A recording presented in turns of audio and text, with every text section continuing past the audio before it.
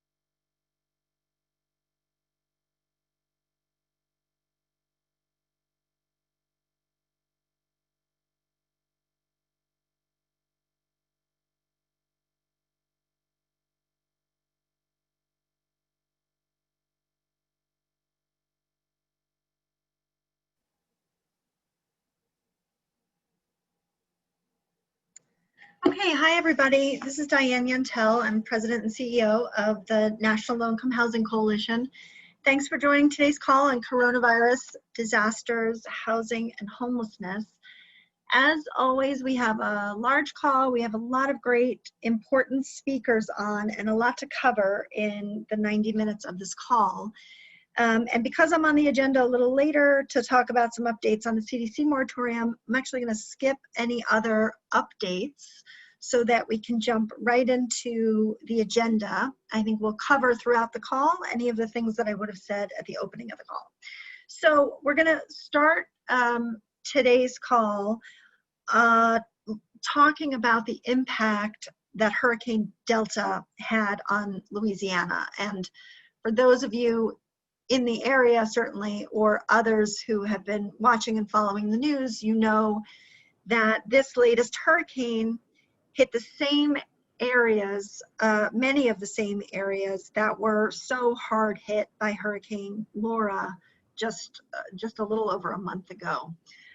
So we have on the line Renard Thomas from the Reentry Alliance of Louisiana, and I'm so glad to have him back on the call today. And I'm so grateful for him taking time out of such a difficult and busy time to share with us some updates about what's happening in Louisiana and what the impacts of Hurricane Delta are. So, Mr. Thomas, thank you for joining, and I will turn it over to you now. Thank you all for having me. One of the important things I think everyone needs to know is that the storm did hit in the exact same spot, but they don't have potable water through all of those parishes. The other thing is there's power outages that may be out until December, and housing stock is gone, totally gone, because what was barely standing is flat on the ground today. So it's not much left there. But far as utilities and service, half of the towns have potable water, the other half doesn't.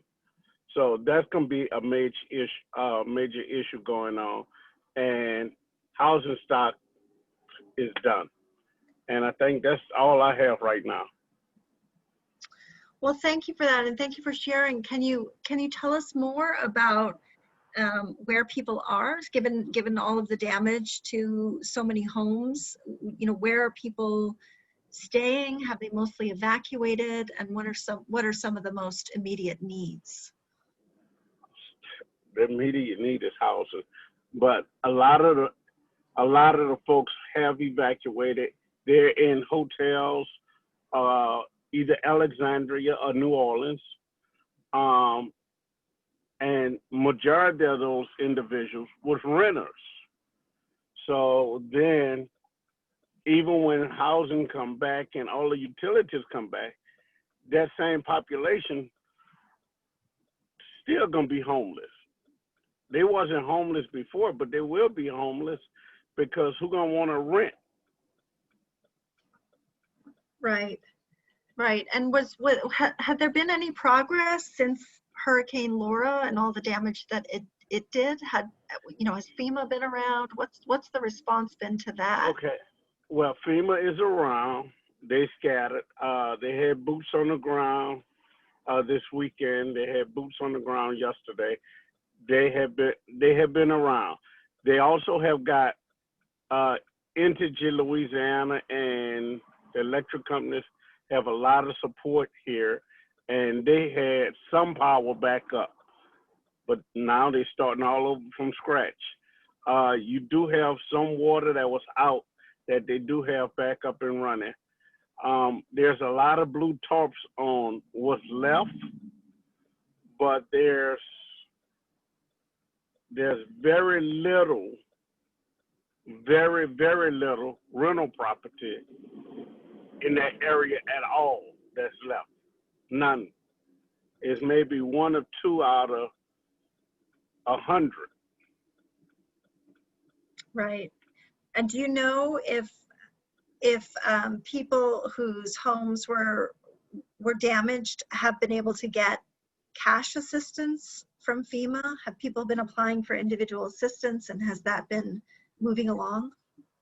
I cannot answer that question. I did see FEMA at some of the hotels that I did visit. I saw Red Cross at the hotels I did visit. I saw medical staff at the hotels.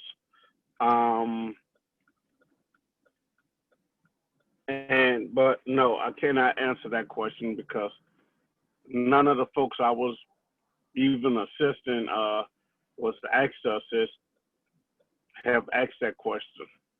Right. Okay. Okay. Well, I really appreciate you taking the time to be on this call and to share this update. And we'll certainly keep working with you and others to try to get the rental housing and other housing and cash assistance and all of the resources that the people of Louisiana need after these 2 terrible storms. So thank you so much for joining, and please take care. Thanks again for having me, and anytime. Thank you, thank you.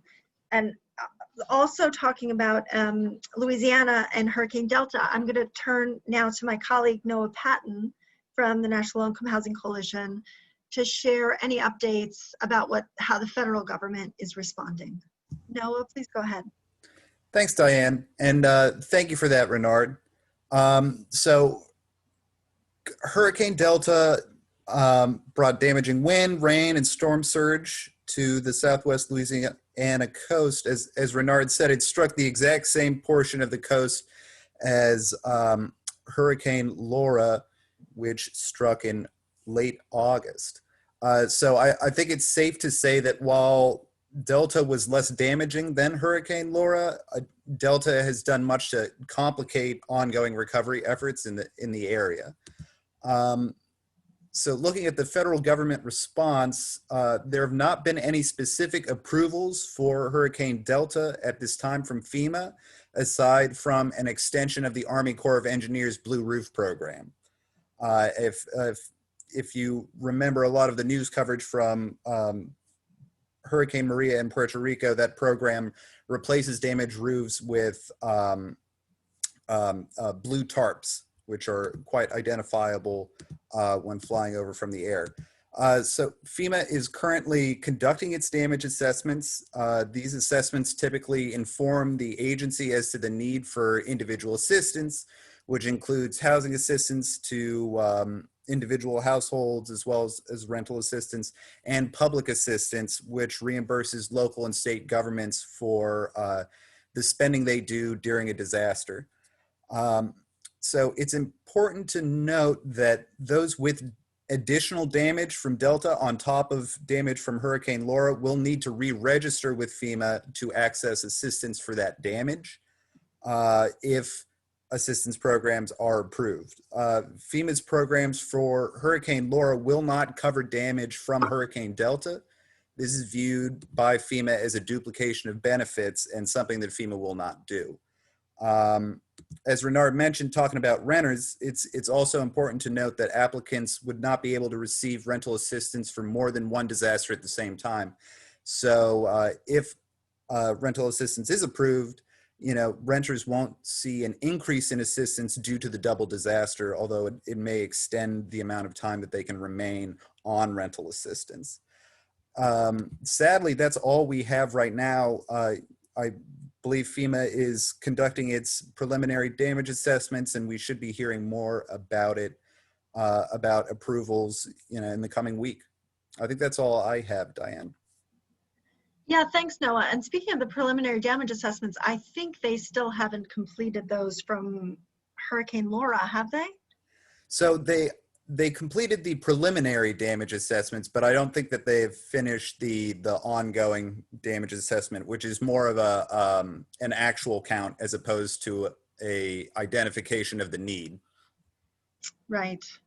Okay. And we'll talk a little bit more later in the call about whether and when there might be a disaster supplemental provided by Congress to meet some of these needs that were created by the disasters. So thanks for the update, Noah. Of course. Thank you all. Okay, so I'm going to turn to our next agenda item, which I'm actually going to cover and hope to have discussion and questions from anybody on the call to talk about the sort of breaking news from the administration on its CDC eviction moratorium. So some of you may have seen in the news that the CDC, together with the Department of Justice, with Health and Human Services, and with HUD, issued an FAQ on its on the eviction moratorium that was implemented by the CDC. And the FAQ was published very late on Friday night before a long weekend. And we had gotten wind just about a day before, or even really that morning, that some sort of change to the moratorium was coming. And that was because where it seems to have come mostly from is one of the federal lawsuits that is working to strike down the eviction moratorium. On last week's call, we had our partners at the National Housing Law Project on to talk about those 3 federal lawsuits. So one of them is in Ohio and one of them is in Atlanta. So what happened this last week is that in Ohio, the landlord associations that had brought the case dismissed it on their own. They filed to dismiss it. And they did so because they said that they were satisfied by a brief that the Department of Justice had filed in the Atlanta case. So the Ohio case is now dismissed. In Atlanta, the DOJ had filed a brief that made a couple of changes to the eviction moratorium. And I'll talk about what those are because they're reflected in the FAQ. And then because those changes, because the DOJ had sort of stepped out and made these, had this new interpretation of the eviction moratorium, the CDC and the DOJ decided to put out an FAQ to make that apply across the board and make everybody aware of this interpretation. My understanding too is that last week HUD was getting ready to put out its own additional guidance on the eviction moratorium, and the CDC and the DOJ had reached out to say, hold off on that. Why don't you just join us on our FAQ and we'll all be aligned. So now there is this, this FAQ. I should also say that it comes in addition to the federal lawsuits. Several of these national apartment associations and others have been pressuring the White House through their contacts at the White House to make some changes to the eviction moratorium. So the most important thing that everybody know is that the CDC eviction moratorium continues to prevent eviction for non-payment of rent for eligible renters during the period of the moratorium. The FAQ does not change that. But it does make some pretty significant changes that put more power back in the hands of landlords at the expense of the renters that are in need of this protection. So there's three main changes, well, two changes and one item of interest. The one change is that, one of the changes is that the FAQ says that the order is not intended to prevent landlords from starting eviction proceedings. That's very different from what the moratorium itself said, because the moratorium made very clear that the purpose of it was to stop any actions by a landlord that would lead to removing or causing the removal of a covered person, which clearly includes eviction filings. So now the FAQ says, no, landlords can go ahead and start the process. But the eviction itself can't take effect until the moratorium expires.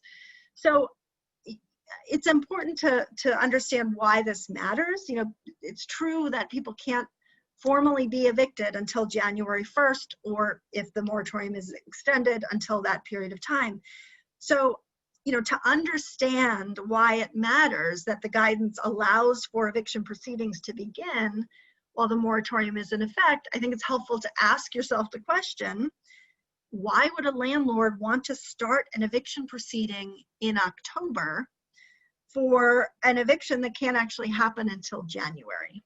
And I think the answer is because it allows for an opportunity to pressure or to scare or to intimidate renters into leaving sooner.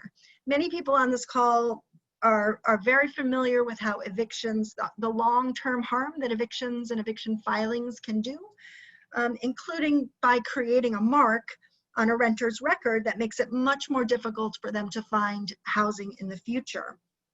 Renters are well aware of this challenge that's created for them, this long-term harm that's done by eviction filings, and so some renters leave before the eviction filing happens if they know that it's going to happen. So we will see some people losing their homes as a result of this change.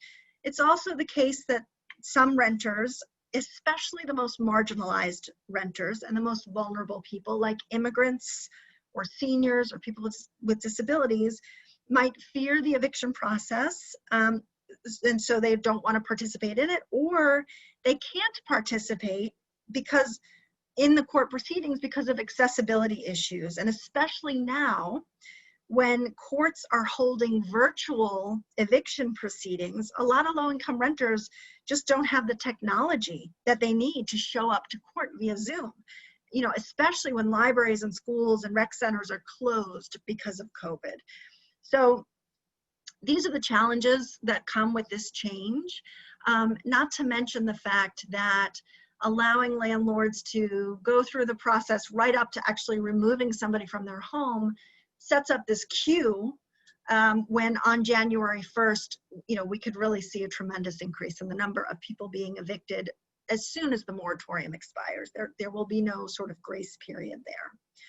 The other change that's made in the FAQ is that they state explicitly that landlords can challenge renters' declarative statements, challenge the truthfulness of them. So this, there's nothing in the eviction moratorium that allows for that.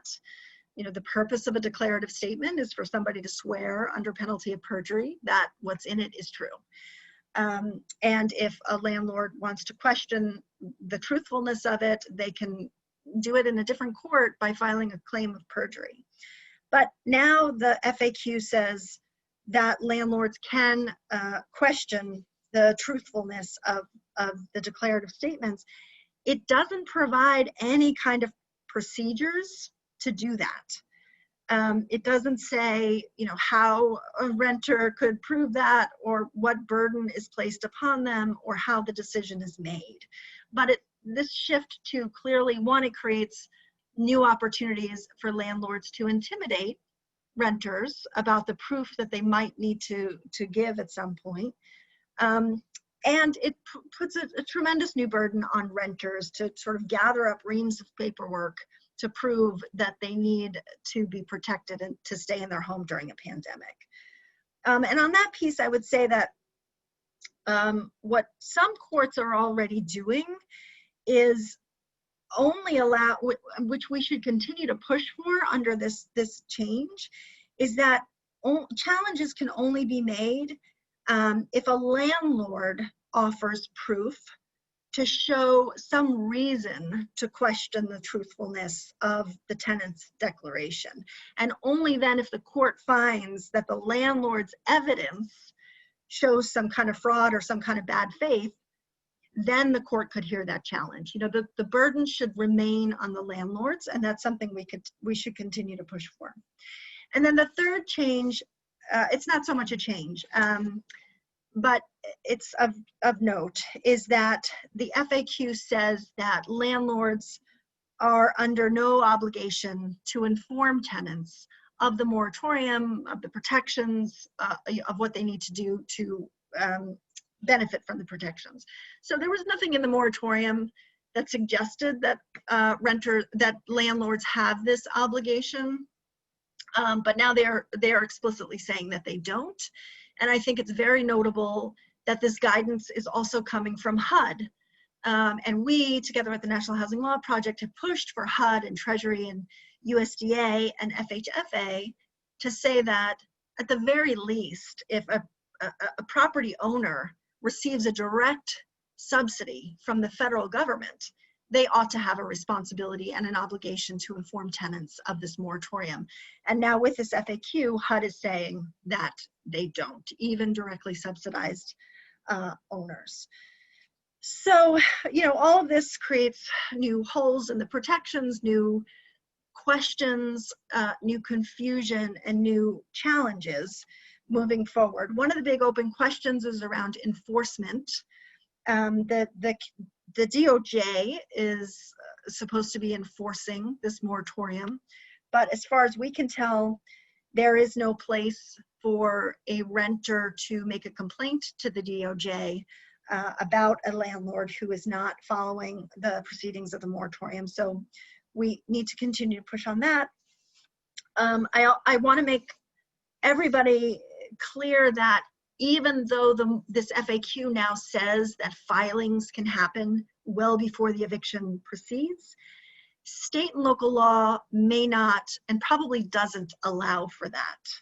So state laws often preclude the filing of an eviction case until the point where the tenant's occupancy is unlawful. So in other words, until we get to where the moratorium is no longer in effect, that these filings by state law cannot occur. So even though the CDC order doesn't preclude those filings, the state law very well might. And it'll be important for renters and advocates and for the landlords to know that just because this FAQ says that they can doesn't mean that it's lawful in their community to do so.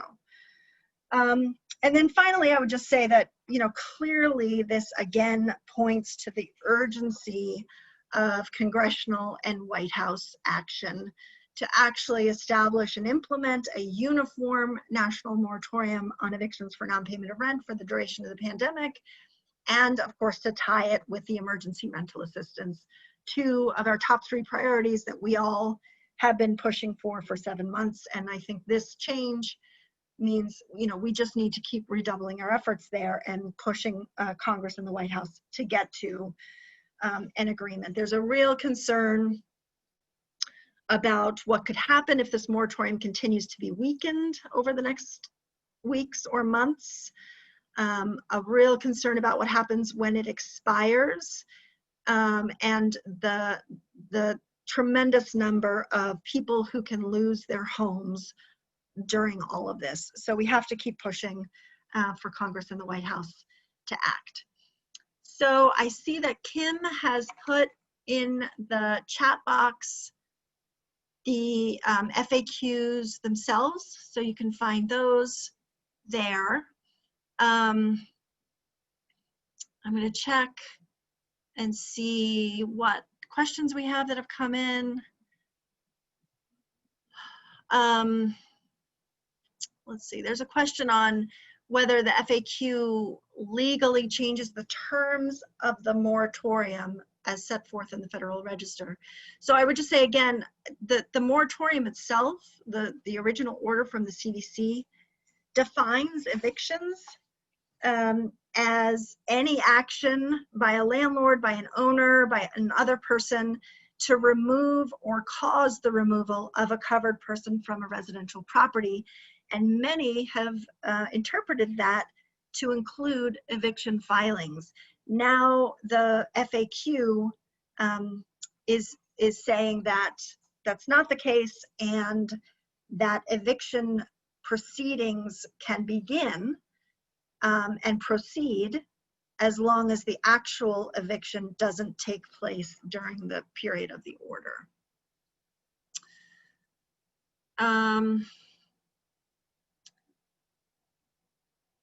And it looks like those are the main questions. Let me see, okay, we'll get to this one, I think maybe later in the call.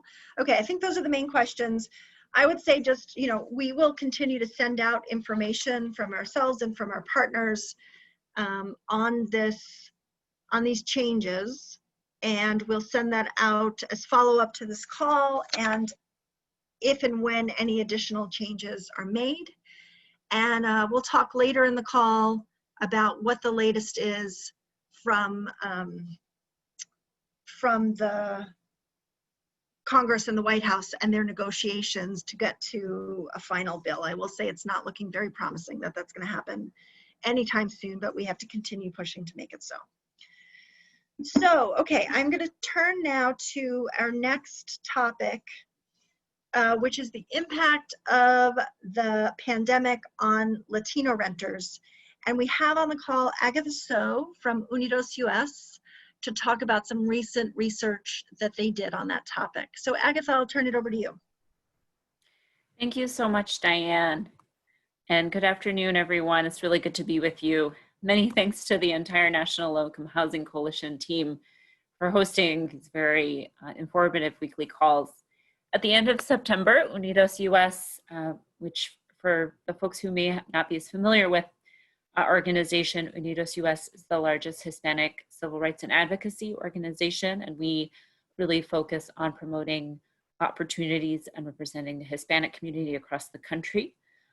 So at the end of September, just last month, UnidosUS released an issue brief on Latino renters in the COVID-19 pandemic called Struggling to Stay Home. And today I'll just share a few bits of information and an overview of our brief. We knew anecdotally, as soon as the pandemic began, that communities of color were being hit particularly hard by the pandemic's health crisis, as well as by the economic recession.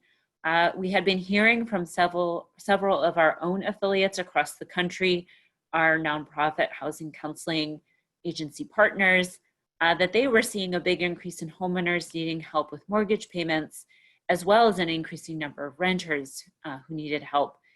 In some cases, we heard that our affiliates were tapping into state or local housing assistance programs. For example, in New York State, they had a rent relief program. In California, there were various state-led initiatives as well. But the funding for those initiatives were running dry, and oftentimes as soon as they were announced, the funds were rapidly taken up because there was such a high demand. In other cases, we also heard that our affiliates who are nonprofit organizations in their communities had actually been able to raise philanthropic dollars to start their own housing assistance funds. One of the providers that I'll say has done a fantastic job for this is Centro Campesino in Miami, Florida. And these particular housing assistance funds were really helpful when a community member was an undocumented immigrant or living in a mixed status household. In our issue brief, we include the story of Luis, who is a client of Centro Campesino, his wife and his 4 children living in Miami, Florida. They had come to the United States from Venezuela seeking asylum. When the pandemic hit, Luis was working full-time as a self-employed handyman, and his wife was cleaning homes, also as a self-employed person. They both had to stop working because the people who hired them stopped requesting their services for fear of infection, or in the case of Luis's wife, people who were home all day didn't need outside help cleaning their homes. So as a result, this family who had been saving up most of their funds and additional savings to support their asylum case, had to spend a large part of their savings to help keep up with rent payments, water and electricity bills. Unfortunately, because no one in their family had citizenship status, they couldn't apply for any government assistance or state and local assistance that was funded by the federal government. Fortunately, this family, Luis and his family, or I should say his wife, has been working again, but they had been they're essentially earning much less than they did before the pandemic, excuse me. And it's worth noting that this is similar. This is a story that we often hear from many of our affiliates, especially when they're serving and supporting Latino communities where many members of household or family are undocumented or going through the citizenship process, and they're trying their best to save money at the same time trying to keep food on the table and a roof over their heads. So moving on to the issue brief, the purpose really was to explain a few of the housing challenges Latino renters faced even before the pandemic hit, but more importantly, to describe what conditions have contributed to greater housing insecurity, even the possibility of eviction. So for this call, I'll focus on what's happening to renters throughout the pandemic so far. So as I mentioned, many Latinos, especially renters, were spending too much on rent and living in inadequate housing conditions before the pandemic. In February 2020, UnidosUS conducted a poll just 1 month before the pandemic outbreak, and we found that more than 1/3 of Latino renters were spending 40% of their income on rent. Since the start of the pandemic, and this is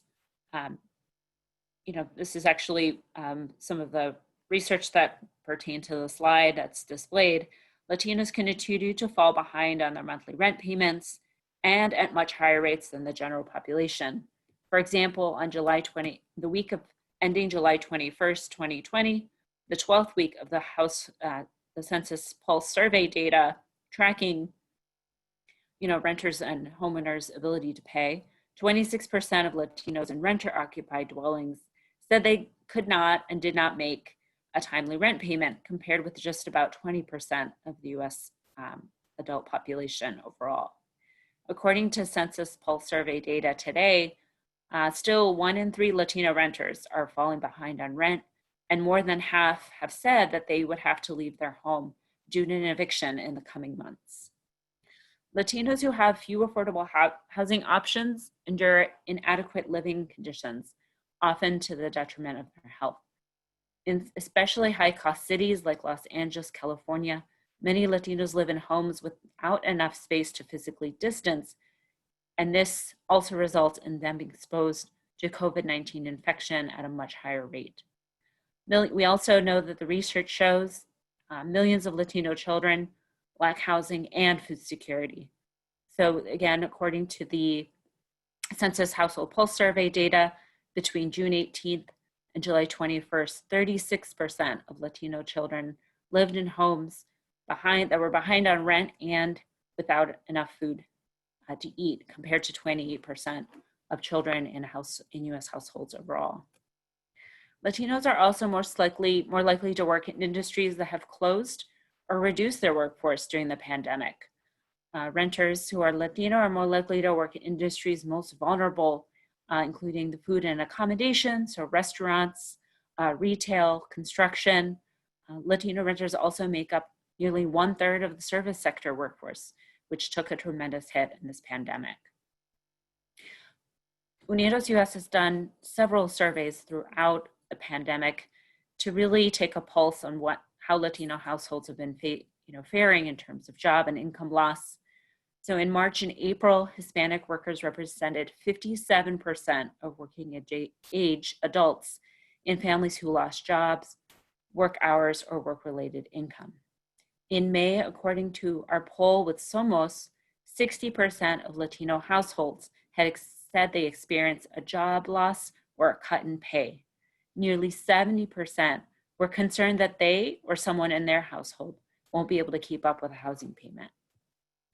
We also knew and found out that Latinos who have lost work and access to employment benefits still struggle to pay rent.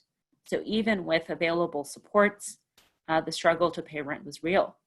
According to an UnidosUS poll of Latinos who lost work and income because of the pandemic, in July, majorities of Latinos, so more than 50% in the states of Arizona, Florida, and Texas, reported not having enough money to pay for food, rent, or other utilities, even when they received the PUA, which were the enhanced unemployment benefits. Latinos are also more likely to rent homes from landlords with few assets. This particularly places renters at risk of losing housing, especially if their landlord faces foreclosure. Latinos make up nearly 20% of housing managed by landlords with 1 to 4 housing units, while immigrants make up nearly 1/3. Meanwhile, eviction studies, especially those dating back to the foreclosure crisis, indicates that landlord foreclosure continues to be a primary single cause of eviction for renters, especially for renters of color. Finally, I'll just share that the federal COVID-19 economic relief efforts have really failed to include all Latinos and have excluded many Latinos, including citizens, legal residents, mixed status families, and the undocumented. For example, an estimated 3.7 million children and 1.7 million spouses who are either US citizens or green card holders did not receive their stimulus payment. For those of you who may know, is the economic impact payments under the CARES Act. Furthermore, many Latinos who have lost work because of the pandemic have not accessed the unemployment benefits they needed. For example, roughly half of Latinos in Texas, Arizona, and Florida who lost work or income said they did not apply for unemployment benefits. More than a third in each state thought they were not eligible to apply or believed they were ineligible, and over a quarter in each state said they did not know how to even apply for these benefits they need. All of these issues taken together make the case for greater intervention by the federal government, including a COVID relief package that includes supports of at least $100 billion in emergency rental assistance. UnidosUS also has been calling for really truly inclusive relief to ensure that every household, regardless of immigration status, has access to federal relief and assistance. Thanks, Diane. Thanks very much, Agatha. That was really helpful, a really important overview and research. We do have a couple questions for you. One is mine, actually, and I'm just wondering if you plan on updating this report over time so that we can continue to track the impact of COVID-19 on Latinos. Diane's a great question. So I just learned from my colleagues who are more in the area of data impact and evaluation that we are actually going to be creating a COVID-19 impact tracker for the Latino community on all aspects. So this is for people who are, following rent payments, effects on children, effects on healthcare, and so essentially across all of these issues. So that tracker, that index, is going to be live on the UnidosUS website very soon, and I'm very happy to share with the National Low-Income Housing Coalition when that's ready. Good, yeah, very good. Please do share that, and we'll be sure to share it out with our network. Another question is what recommendations you have for better targeting assistance to Latino communities, and especially recommendations for local providers?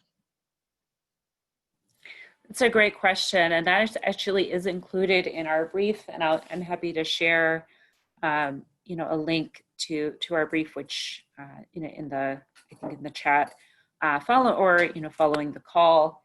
So essentially, UnidosUS recommends, what we've really learned from our local partners.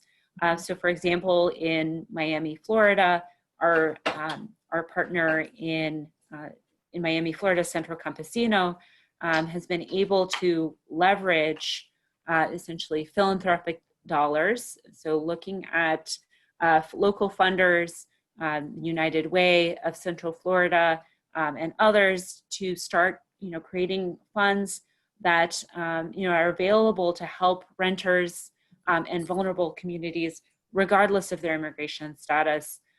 So it's important that state and local governments, when they want to be able to reach communities, especially harder to serve communities that face barriers such as language access, or just harder to reach communities, including those who may not have the same access to broadband internet, to work very closely with local partners and local community-based organizations that do have really good relationships with Latino immigrant communities and those particular communities you want to target. We know that the CARES Act funding was inherently limited. Certainly excluded many Latinos, but also many other people of color and low-income communities across the nation. So it is really important that the federal government provide assistance that allows local communities to make decisions about who they can serve, at the same time ensure that there is fairness and equity in the provision and distribution of these funds and needed relief efforts. I will say one of the biggest challenges for many Latino immigrant families that we've heard about is being able to access relief, even if it's available before it's too late. So I mentioned before, we had heard, for example, in New York State, that the rent relief, COVID-19 rent relief program had essentially ended before it even really started, before the state really got to promoting this program. One of our affiliates in New York City, located in Queens, New York City, said that they received about 300 phone calls, essentially renters applying for assistance, and they were only, this organization, one nonprofit, was only able to serve about half of these community members because there was such an overwhelming demand. So federal efforts also need to be supporting local nonprofit and community-based organizations with funding, or COVID-19 federal relief should also be, providing more support, financial assistance, essentially funding for training, for capacity building, so that they can actually meet the needs of some of these very, very hard to reach, or these communities that often get left out or are the last to find out when relief is available.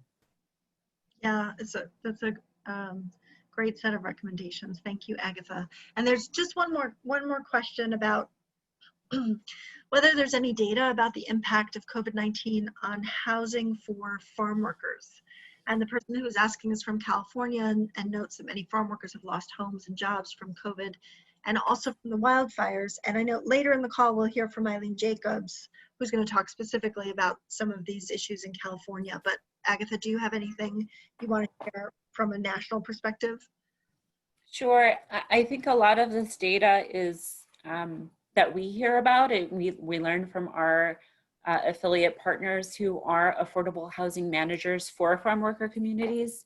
And they have been telling us that since March and April, in the communities where they are, where our affiliates are both the landlord and the, essentially affordable housing manager, they've been able to recover about 80 to 90% of rental income in their housing. But that is mainly because, as landlords and managers, they work with farm worker communities. They have really built, years of trust and support. Essentially a lot of support. So we heard from our affiliate, Visionary Home Builders of California and Stockton. They've been very successful. We also know that self-help enterprises also in Visalia, California, has been really trying to work with the farm worker communities. But I think what we're most concerned about are the communities that may not be housed by landlords that are as trusted, who are as mission oriented and mission focused. So it's really hard to say. We don't have as much of that data, though I will say the data that we have is a little bit more promising and hopeful, though it's concerning because even as the pandemic continues, essential workers like farm workers are going to continue going out to work, right? And bringing home potentially, becoming infected and infecting their households, which might also impact their ability to stay home and stay safe. I don't have too much information about the wildfires, but again, happy to share our brief and share other information as we learn about it.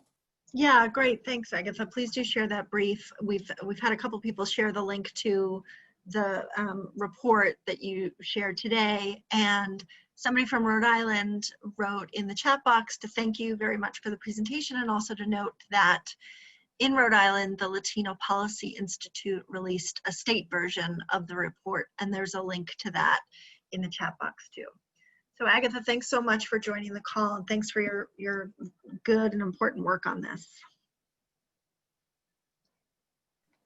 Thanks, Diane. Thanks.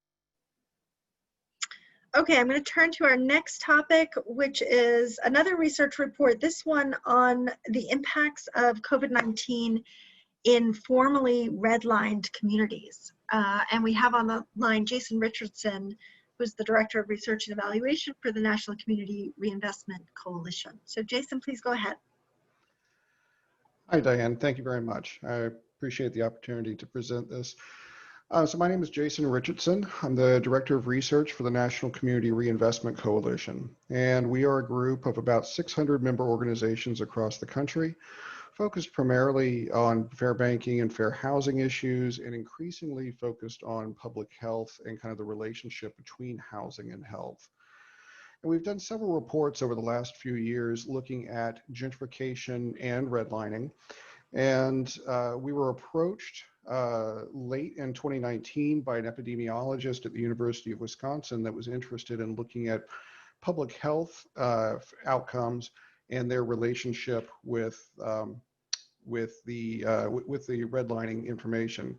So here I'm going to just present kind of a high-level look at this report and talk a little bit about the history of redlining, and then talk a little bit about the outcomes that we've had. But I do want to post in the chat here a link to the report itself, because I cannot go through all of the detail that's present here. And we do have an excellent web application that has maps of all 140 some odd metro areas that are that were mapped by the Homeowners Loan Corporation. And I think it's worth your time to go through there and take a look at cities and kind of click through some of the things I'm going to talk about and see for yourself what it looks like.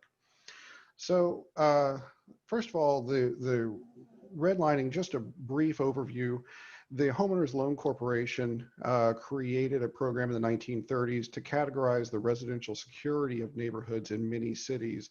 And they sent examiners into about 200 cities across the country. Today, those cities represent about 142 different metro areas.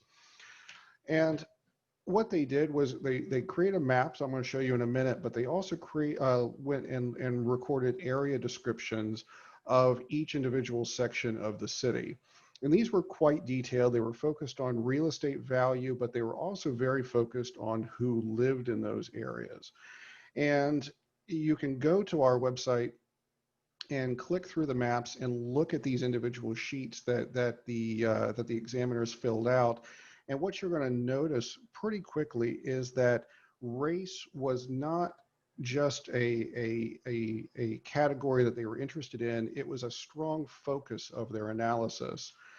And here's a selection of quotes that the examiners recorded at the time in different places. And I've pulled these from an excellent blog post that the University of Richmond team that helped us with the mapping wrote for us, because these are these are not really unique or uniquely terrible quotes. These are endemic through the entire catalog of analyses or that the examiners recorded at the time.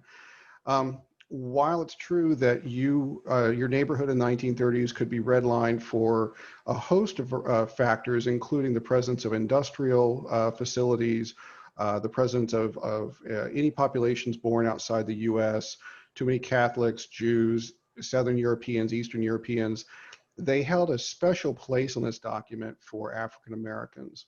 They described them using what is now a racial slur, but it was absolutely a focus of this project was to identify where African Americans were living, where they were moving to, and redline those areas. So we wanted to take a look at those areas in today's context and understand the health impacts and the health outcomes of the people that live there now. So in our previous work, we already identified that those areas today are overwhelmingly low or moderate income, and they're overwhelmingly populated by African American or Hispanic populations. But the health aspect was new for us. So we partnered with the University of Wisconsin's Department of Epidemiology, or Department of Public Health, and a professor of epidemiology there. And we also contacted the University of Richmond. So they've done some of the best work at cataloging and maintaining these old maps, and then digitizing them and making those files available to researchers. If you're interested in working on anything related to redlining, let me know. I would highly recommend talking to the folks at the University of Richmond and making use of their vast skill with these resources. But to get back to this, we wanted to take a look at public health, and we had a few different ways to do that and a few different ideas about what data we could bring in. The first thing we did was we pulled the CDC's Social Vulnerability Index. So that's just basically a scale from 0 to 1. It measures the vulnerability of the population in a census tract to natural or human-created disasters. That's not explicitly about health, it's kind of all-encompassing. And we would also combine this with certain health data from another source on things like asthma, hypertension, mental health issues, a whole list of things I'm going to go into a little bit later. But together, these things allow us to do some really interesting stuff. And if we take a look at the maps that we've created, this is St. Louis, Missouri. And in the upper left-hand corner, this map is the original redlining map as produced in the 1930s with the neighborhoods that existed at that time. The red color there indicates hazardous, and the yellow indicates declining or definitely declining, to use the terminology that they used at the time. So these are the areas combined that are generally referred to as redlined areas. Both of them were not very good. The red was obviously worse, and it made it harder for anybody in those areas to get any sort of investment for buying a home, starting a business, anything like that. And then the blue areas are desirable, and the green areas are considered best. In the upper right corner, we have taken modern census tracts and overlaid it with those original HOLC maps, and then extrapolated what the redlining areas would look like today using modern census designations. And the correlations are really interesting. In the lower left-hand corner, we're looking at life expectancy for the people who live there at birth. And in the areas that were not redlined, we found a very strong relationship where areas that were not redlined today have a much longer life expectancy. So nationally, the difference is only about 4 or 5 years. In certain cities, in certain neighborhoods, the difference is extreme. So in Chicago, for example, a neighborhood on the south side of Chicago has a life expectancy 20 years shorter than one on the north side of Chicago. The Social Vulnerability Index was also really interesting. The areas that were redlined showed a much higher vulnerability than any place that was not redlined. We also looked at a variety of other health factors. And what was interesting here, and I've listed all of them here, I won't go through every one that we listed or that we looked at, but what's really interesting about it is not that some of them showed a statistically significant correlation.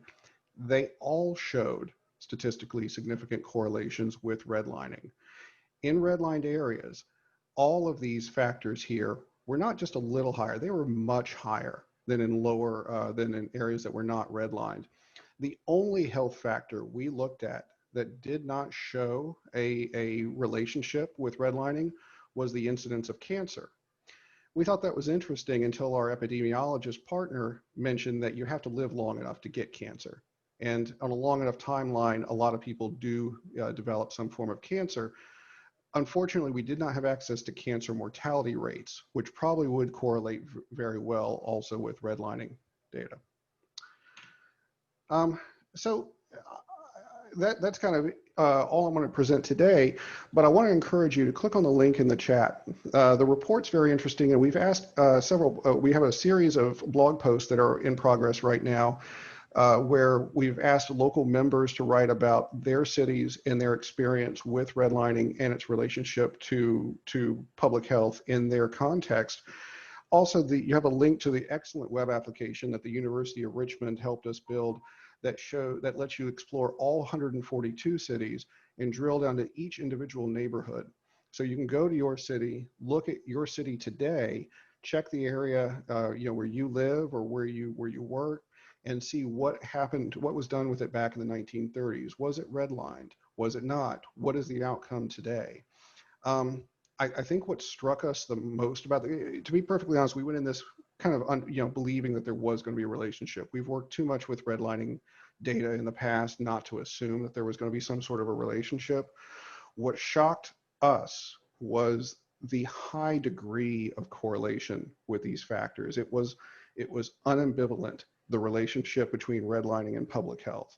And I think that's the fact that this redlining occurred in the 1930s, it was then essentially franchised by the Federal Housing Administration nationally following that period, and it was the legal process by which the government designated the worthiness of neighborhoods for investment up until 1968 to 1970.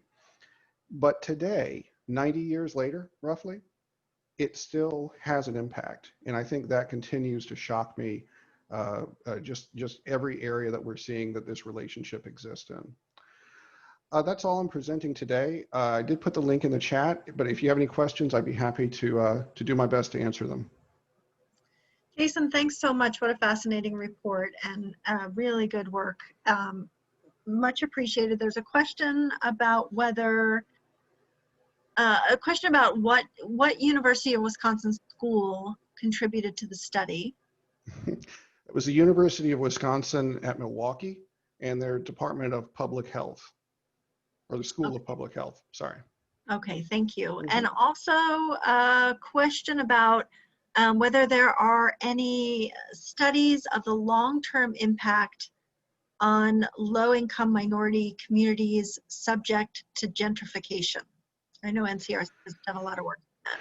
We have, and the answer is no, not to my knowledge. And the challenge there is not necessarily in measuring the impact; it's in measuring the gentrification. So gentrification is, and my team is primarily quantitative, so we always try to measure things and check the data and make sure things fit. And we're really concerned with model fit and R-squared. Gentrification is it's difficult to measure because a lot of it is subjective, right? A lot of what is considered to be a gentrification is often a matter of interpretation by the people that live there. So it's really hard to go back in time and try to understand where gentrification occurred at certain points in history. We do have, there are some methods that we've used to measure an area for gentrification that look at long-term disinvestment and then rapid increases in value and a change in population. But to my knowledge, no, there has been no long-term study on the long-term impacts of gentrification. But I'd be fascinated if I'm wrong. I'd be really interested if somebody wants to post that in the chat and prove me wrong. Yeah, thanks, Jason. I'm not aware of any either. There's another question, well, it's more of a comment, I guess, as saying that they're interested to see the impact of digital redlining and how that correlates with the health outcomes that were discussed. Yeah, that's a fascinating question. I hadn't thought of it before, but looking at things, and I'm assuming by digital redlining you mean broadband access, and there certainly is data on that. So yeah, that's something that we could certainly take a look at. And if you're interested, I'd encourage you to reach out to me by email, and we can talk about it further. Great. And I will add here too another comment from Laura Escobar, who says, in addition to impacting Black communities, redlining negatively impacted all racial and ethnic minorities. And she gives some examples in the West and Southwest about how and where that occurred that people can read in the Q&A box. Yep. Great. So Jason, thanks so much. Really good work. I appreciate you taking the time to share it with us on this call. Oh, great to be here. Thank you very much. Okay, take care. And also, I will just let everybody know, or just to my own comment on that, really good, important research that just confirms, I think, what many of us have been talking about and others have been writing about the compounding effect of these decades of racist housing policies that are showing up in who is harmed most by COVID-19. Really powerful to see it in maps like that. And I just want to encourage everybody, if you weren't able to participate in the conversation that I had last week with Ta-Nehisi Coates, I encourage you to. I'll ask Kim if she can put the link into the chat box because it was recorded. It's available only for one more week to listen to. But Ta-Nehisi Coates does a brilliant job of going deep into all of the racist housing policies for centuries that have led to what we just saw in those maps. And we talked specifically about some of the Chicago neighborhoods that you saw in those maps too. So again, if you were able to participate in that conversation, please share it with others. And if you weren't, please check out the link. And the recording. Again, it's only available for one more week, but I really encourage you to hear Ta-Nehisi Coates go through that history that we just saw the impacts of so clearly. So I'm going to turn now to field updates. And we're going to hear first from Eileen Jacobs from California Rural Legal Assistance to hear about what's happening in California. And Eileen, you were probably on and listening, but just in case, there was a question earlier about the impacts on farm worker housing of COVID and of the wildfires. And I know you can cover that really well. So Eileen, please go ahead. Thank you. I appreciate the opportunity to talk about some of these issues today. I can start with that question. There has been an enormous impact on farm worker housing as a result of the wildfires up and down the state and on farm workers in general. In part, even though there are federal and state protections for clothing, there are farm workers who are working in fields who are not wearing protective gear, and many farm workers live in what is euphemistically called unconventional housing, which means that they don't have much protection from the elements, and so there is not much protection indoors from the smoke that they are also faced with outdoors.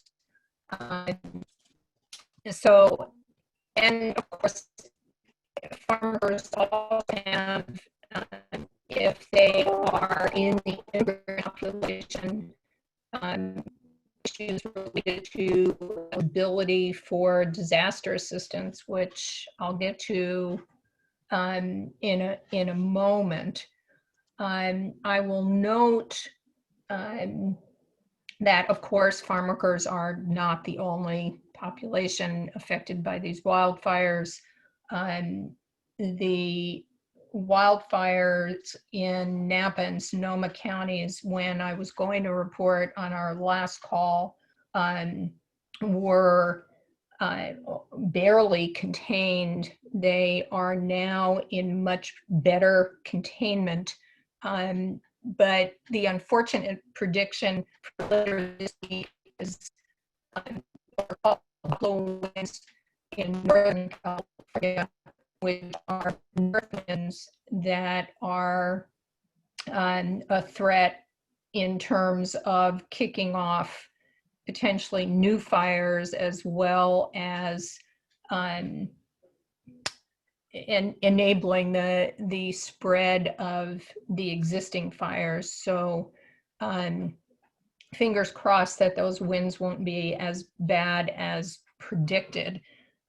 Although the major utility in Northern California is the gas and electric, which many people know from their own liability issues for faulty equipment, already has warned that there might be power supply shutoffs this week in case the winds are higher than anticipated, and to prevent their equipment from causing additional fires. So fingers crossed that the winds aren't as bad as they have been predicted as possible, and that utilities will remain on.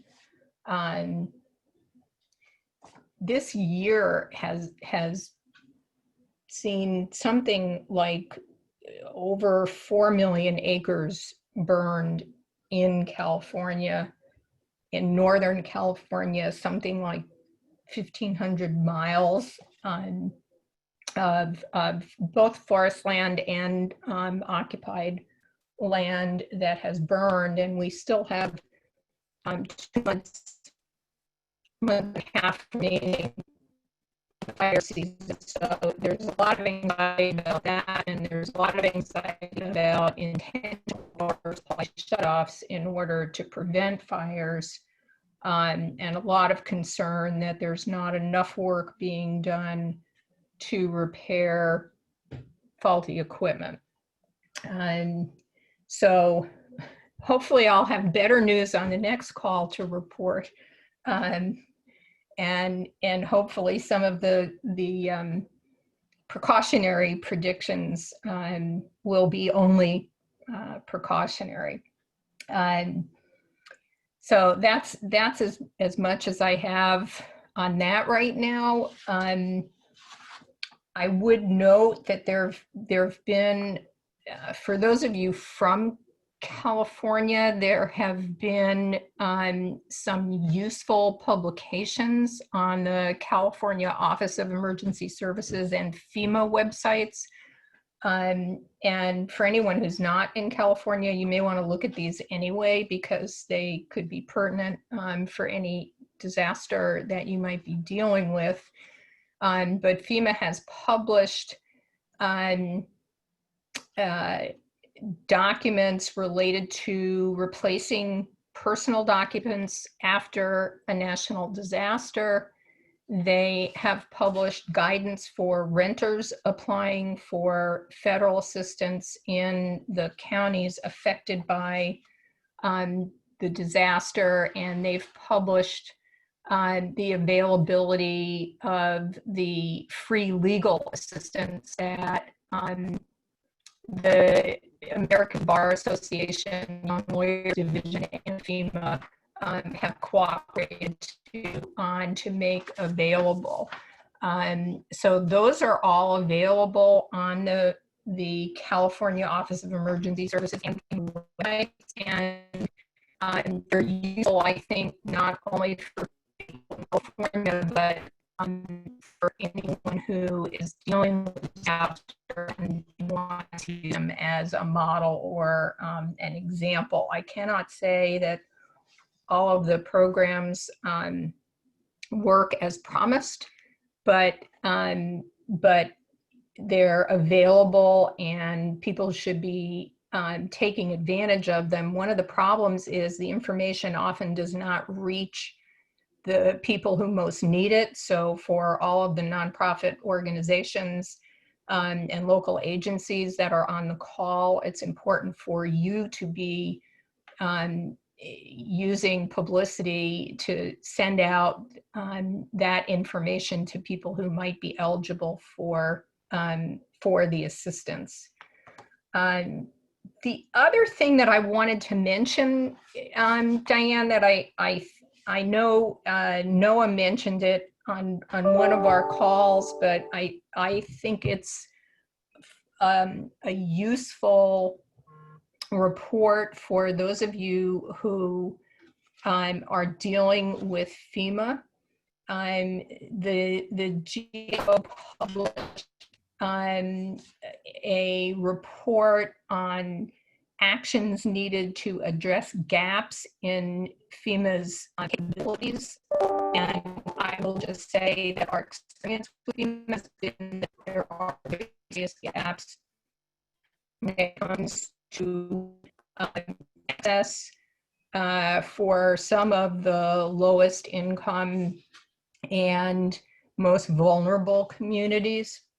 And this report makes some recommendations about, excuse me, what steps FEMA needs to take in order to improve what the report calls capability gaps. So I would recommend to everyone that if you're dealing with FEMA, you might want to take a look at this report, not only to understand what some of the issues are, but to be able to address them.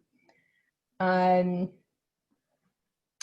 guess the last thing that I wanted to mention again, and I know we've talked about this before, is that many of our low-income clients, particularly those who own mobile homes, but not necessarily only those who own mobile homes, others who live in garages or rent out a back porch or a shed, which, you know, I know for us are many of the people who we serve. Eileen, Yes. I'm gonna stop you because you're having I think your internet might be a little challenged right now. So you're breaking up quite a bit. You have been kind of periodically throughout your report, but it wasn't too bad. We were mostly able to hear you, but it's getting a little worse now. So I'm gonna stop you there. All right, that's fine. Is that any better now? That is a little better. Yeah, it's been coming and going the whole time. All right, well, I will try to just say one more thing and then say thank you. And that is for anyone who is having issues related to title and documents for FEMA, that continues to be an issue, and I'd be glad to discuss it when the connection is better. Okay, very good. Thank you, Eileen. I really appreciate that report and all of your work. I'd ask if you could post into the Q&A or the chat box the link to the page that has all of those California resources that you were talking about. It looks like I think Kim or Noah have already posted the link to the GAO report, and I agree. Oh, Noah posted that. Thank you, Noah. That's a good report to check out, and also would just remind everybody that a lot of the recommendations that the GAO is making there are recommendations that NLIHC and the Disaster Housing Recovery Coalition also made in our reports on reforming the Disaster Housing Recovery Program. So thanks for mentioning those, Eileen, and thanks so much for joining. I'll turn now to our next field update, which comes from New Mexico. We have Bree Sillery from the New Mexico Coalition to End Homelessness on the line. Bree, thanks for joining. Please go ahead. Hi, Diane. Thank you for having me and the opportunity to share with you all today. I want to provide a little update about some of the organization that we've been doing with our Department of Health here in New Mexico. At the beginning of the pandemic, we started by having weekly meetings in partnership with the Department of Health. Our executive director, Hank Hughes, reached out to one of his partners at Department of Health, David Selvage, and we've been able to keep these meetings on an ongoing basis. It was determined early on that we would like to keep these meetings, even though everything up until very recently in New Mexico was more or less under control. Our effective rate was pretty low, our infection rate. And, you know, it was determined early on that we wanted to keep these meetings just in case, and to be able to have a space to have that quick come together in case there was a large outbreak. In the beginning of the pandemic, this is where we were able to make a lot of regular connection throughout the entire state. You know, New Mexico is a very expansive state with one large populous city in the middle, which is Albuquerque, and the whole surrounding area being pretty rural. And so this was a place that we were able to get our providers together to be able to exchange information on how individual shelters were reacting to the pandemic. You know, some shelters were shutting their doors completely, and so anybody that was in the shelter at the time of the pandemic was able to stay, and they had to stay isolated, and others were working in very different capacities. So this provided a space for us to be able to relay those changes and get other people and other service providers in the community to be able to quickly receive those updates, and also identify how their services might need to shift to better respond to the pandemic and everybody else. During one of the really great things that's come out of this collaboration with the Department of Health is our relationship with our co-host, David Selvage, who co-hosts with us on a weekly basis. And, you know, as we're able to really get an inside scoop on all of the things that are happening with the pandemic. We receive weekly updates on our effective rate, which is the infection rate, the different types of tests that are being offered, how they're being offered, where they're being offered. And this really helped to cut out some of the noise within just the way that we're receiving our information, and helps for our providers to have a streamlined access and a good access point, so that we were all in the same knowledgeable collection point for how we were reacting. This ongoing meeting has provided a space to further develop that relationship with the Department of Health. And throughout these meetings, David Selvage has become increasingly interested in housing and homelessness, and has worked to understand our housing system, both pre-COVID and then as it is with the impact of the emergency response to COVID. He's been a champion and has worked to reach out to our Emergency Operations Center to invite them to our weekly call, so that we could understand in a clear operational standpoint how the EOC, the Emergency Operations Center, functions for anyone that is needing to isolate, whether they are experiencing homelessness or not, and then to understand how that entire process works for those individuals from beginning to end, and even help for us to bridge and make more connections throughout the community, so that individuals that are experiencing homelessness, that are being housed temporarily in these emergency operations centers, would be able to transition and quickly integrate into and receiving ongoing support and services after their isolation period was over.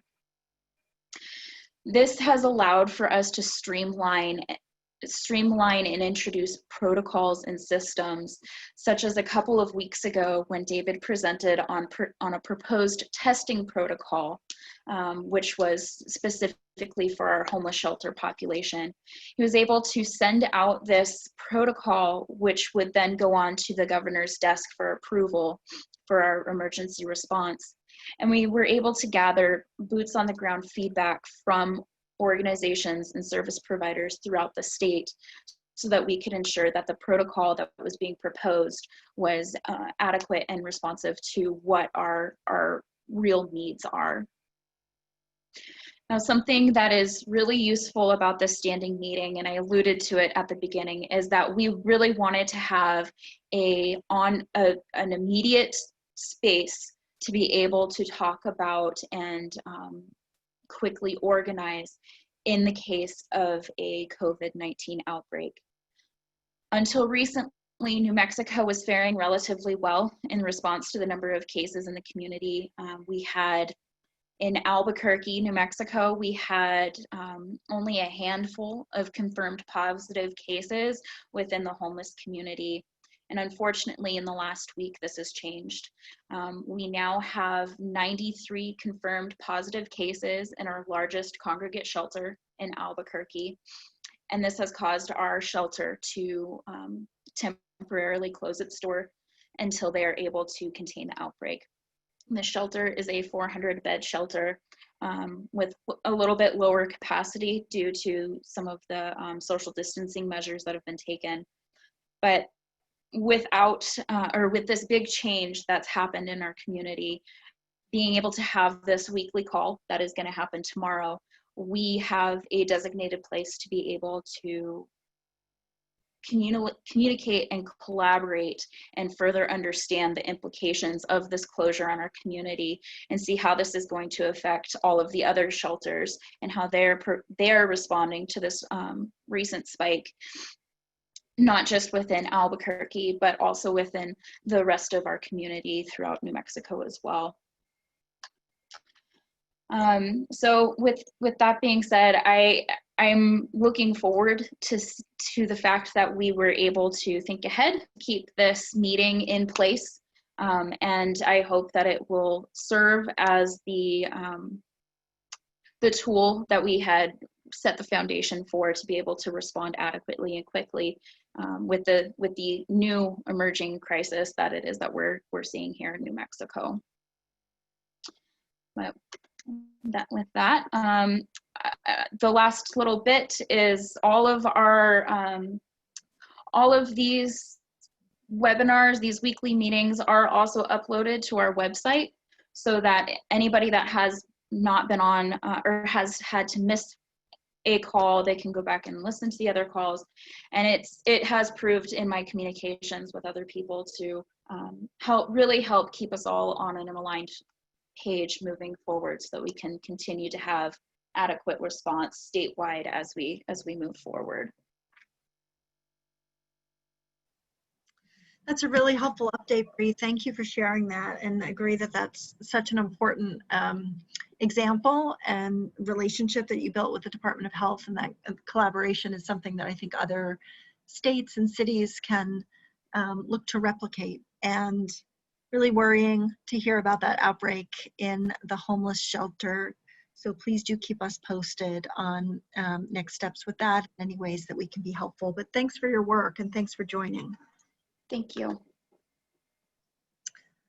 All right, I'm going to turn now to our last but certainly not least field update, which comes from Steve Fischbach at the Virginia Poverty Law Center. Steve, please go ahead. Thanks so much for joining.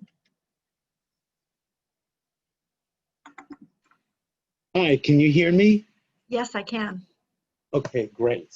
Well, thank you very much for allowing me time to speak. My name is Steve Fischbach. I'm the litigation director at the Virginia Poverty Law Center. And the Poverty Law Center is the backup center for all the legal aid programs in Virginia. Let me see, is this working? Okay, there we go. Great.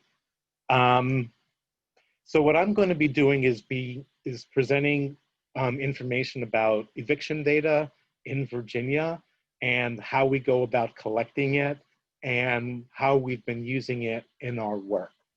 So what is going to come next are a bunch of slides with some data, but I just wanted to identify the sources now before going forward. So first is the eviction lab at Princeton University, represented by the logo on the far left. Then here we have the RVA eviction lab, which is our local affiliate. Well, it's not really an affiliate. It's a separate entity from the Princeton folks, but they do much of the same work. And lastly is the Virginia court data, website. Fortunately, here in Virginia, we have this guy who voluntarily collects and analyzes data from our state judiciary's website. And it's this data that's been so helpful in our work going forward. So I just wanted to lift up that particular entity. You'll see some references to Ben Schoenfeld. That's this particular entity. So when the Princeton lab first indicated, released its data a couple of years ago, it ranked all of the cities. They had two groupings. One were large cities, and then some were small to mid-sized cities. So you can see here that Virginia pretty much occupies half of the list of the top 10 jurisdictions with eviction problems, including number 2, Richmond, which is where we are based. And then in the small to mid-sized cities, 3 of the top 5 are also in Virginia. So this sparked some great interest here in eviction data, and this is what gave birth to the RVA Eviction Lab. So the RVA Eviction Lab has been identifying data and just recently released a report. The link to the report was in the earlier slide, looking at evictions since the pandemic. So here in Virginia, it's unfortunate but true that, and this reflects some of the other presentations, that jurisdictions with high eviction rates also have high COVID infection rates, which makes having some kind of eviction moratorium crucial. And although that's not the topic of my talk, our housing policy person is currently hard at work trying to get a legislative moratorium or protections for tenants that are superior to the CDC order. So that's one of the ways that we've used this data. And as in many jurisdictions, since the pandemic, eviction filings have dropped. For one thing, the courts were closed to hearing evictions until June 22nd, which is when our judicial eviction moratorium ended. But you can see that the numbers and these, the jurisdictions I've selected are, again, represent some of the higher eviction rate filing jurisdictions, but the numbers are way down. But they're still occurring in large numbers here. And one of the things that we have done, actually the Legal Aid Justice Center has done, is set up an eviction calendar, a tracker. So, and since our moratorium was lifted, over 32,000 eviction cases were heard in court. And since June 22nd, and this data is not the most recent data, it's only up until the middle of September, but 8,000 plus eviction judgments have been issued here. And this is, again, how we've been using the eviction tracker going forward. So we get a report that lists how many evictions are upcoming in the next 8 weeks.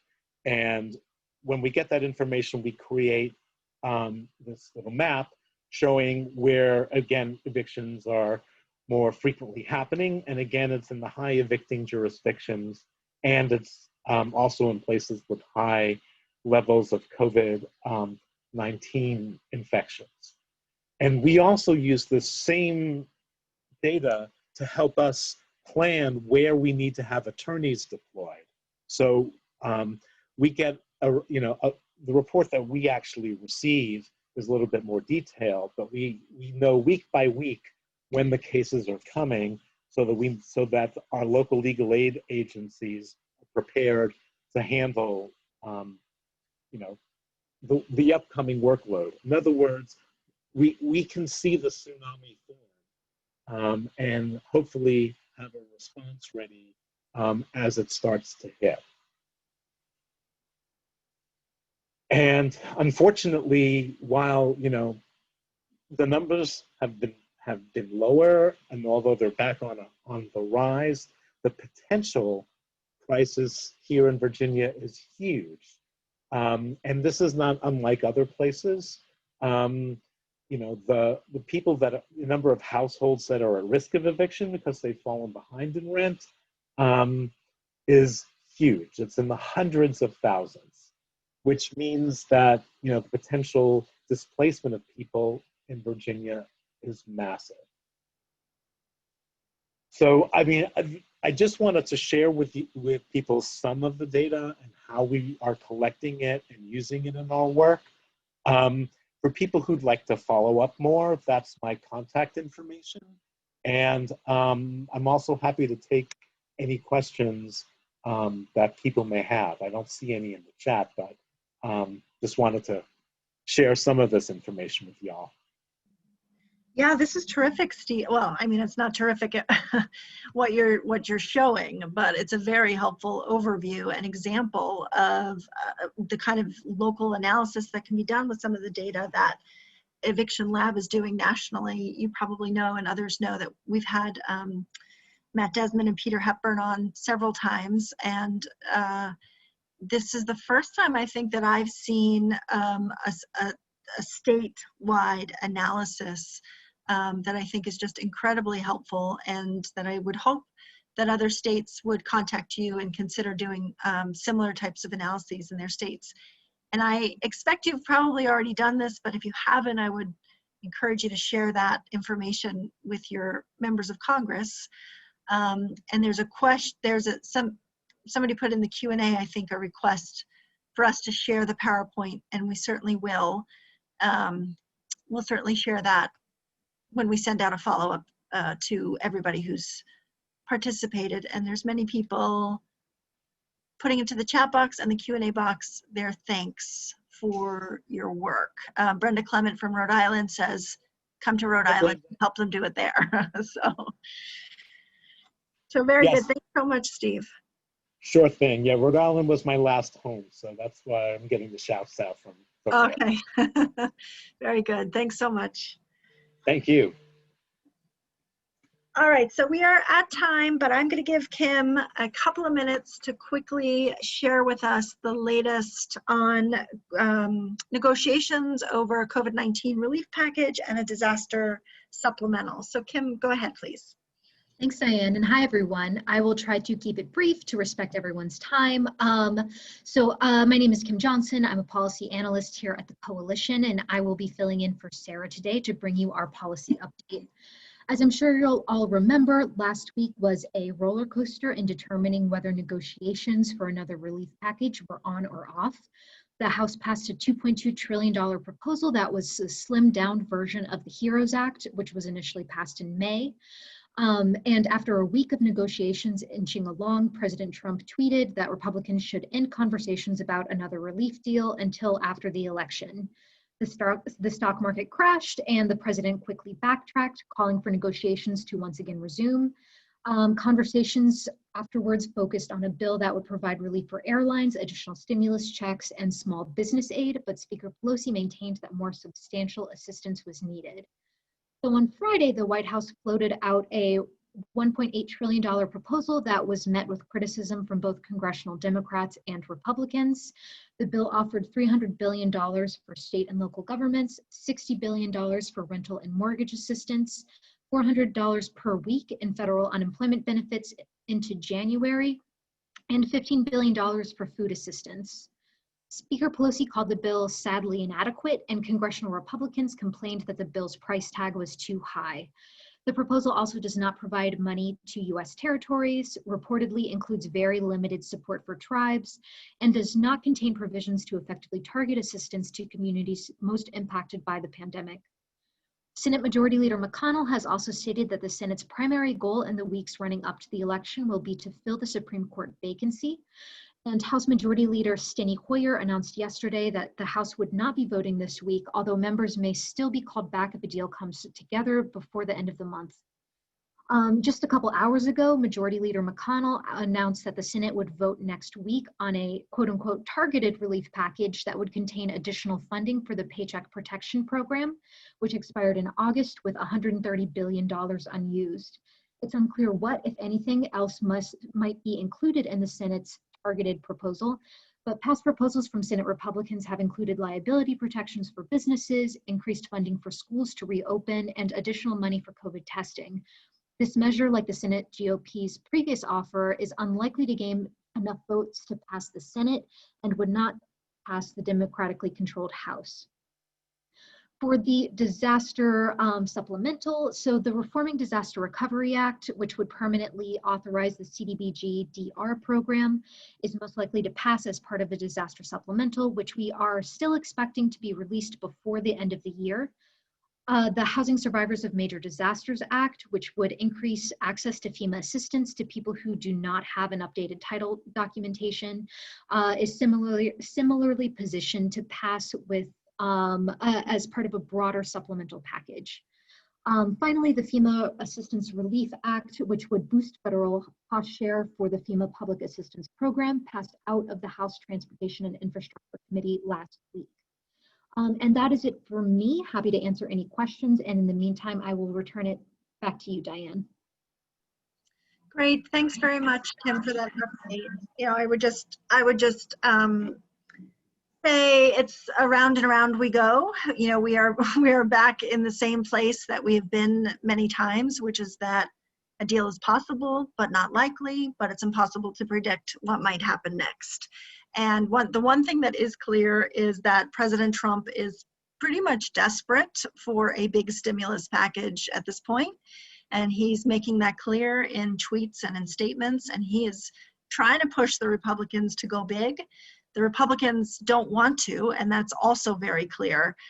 So, you know, we can guess about who might win out there, but a better use of time is to keep making the case and keep pushing, keep telling the stories, keep demanding that your members of Congress act and get a COVID-19 relief package with the housing and homelessness provisions in the HEROES Act done as soon as possible, and to keep pointing to the need. So that's what we'll do. Stay tuned. We'll share updates via email if anything happens, any kind of breaking news on a COVID relief package or on the CDC moratorium or anything else. We'll share that via email, and otherwise we will talk again. We'll be back to our regularly scheduled day and time of Monday next week, and we'll talk to you all then. So take care, stay healthy. Thanks for all your great work, and we'll talk again soon. Bye-bye.